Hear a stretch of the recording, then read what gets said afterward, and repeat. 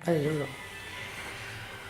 हमको बताइए आप कि जो हम बात करते हैं मिथिला और मिथिला तंत्र की, तो आपको क्या लगता है, तंत्र सबका चीज़ है या तंत्र विशेष लोगों का चीज़ है, या तंत्र जो मिथिला के तथाकथित निम्न वर्ग के लोग हैं उनका चीज़ है?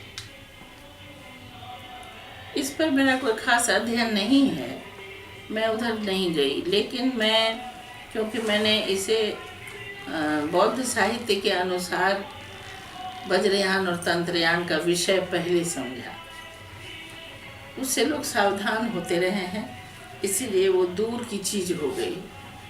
तो तंत्र जो तरह तरह से होता है वो मेरी रुचि का विषय चूँकि नहीं है, तो मैंने इस पर कोई अध्ययन नहीं किया।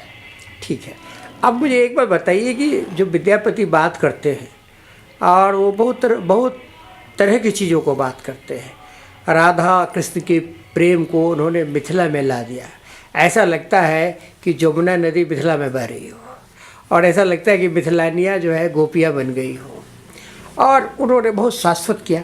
कुछ थोड़े से स्वरूप बदलिए, उनकी राधा सांवली है, दूसरी जगह की राधा गोरी है, दूसरी जगह की राधा मैच्योर है, विद्यापति की राधा जो है वो वह संधि पर खड़ी है। थोड़ा सा परिवर्तन लाया, लेकिन राधा आई, कृष्ण आए, गोपियाँ आई, ग्वालियरी आई, प्रेम आया, प्रसंग आया, सब कुछ आया। लेकिन सीता के बारे में विद्यापति क्यों चुप हो गए?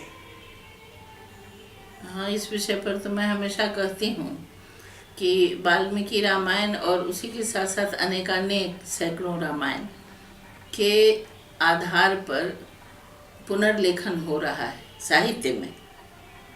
सीता और राम का चरित्र ऐसा है जो अनेक भाषाओं में अनेकानेक किताबें लिखी, पुनर्लिखित भी हुई।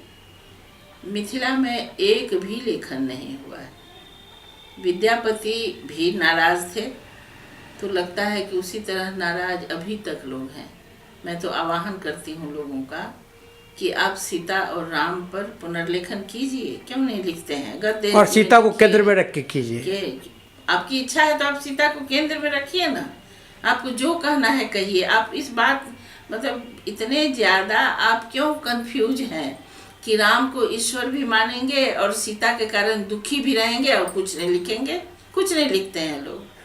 तो ये विद्यापति से ही आ रहा है। विद्यापति ने कुछ नहीं लिखा। राम और सीता का नाम लेंगे तो राम का भी लेना पड़ेगा ना।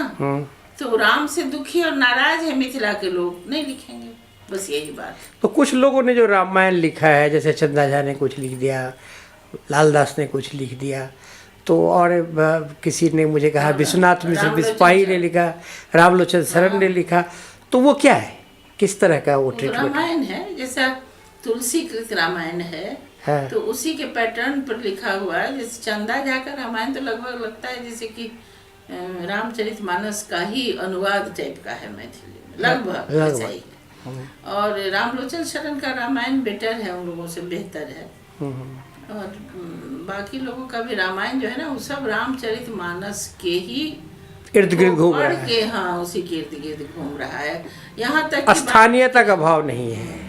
कुछ नहीं।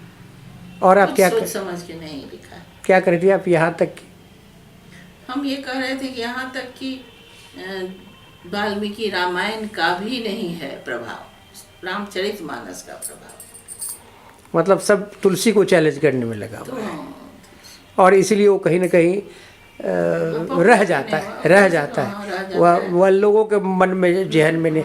अभी भी मिथिला के लोग जितना तुलसी को पढ़ते हैं उतना किसी मैथिली वाले को नहीं पढ़ पाए। आपको अनपढ़ जो होगा, निरक्षर, वो तुलसी रामायण का ही आपको 2 चौपाई सुना देगा, लेकिन चंदा झा का तो नहीं सुनाएगा। धन्यवाद।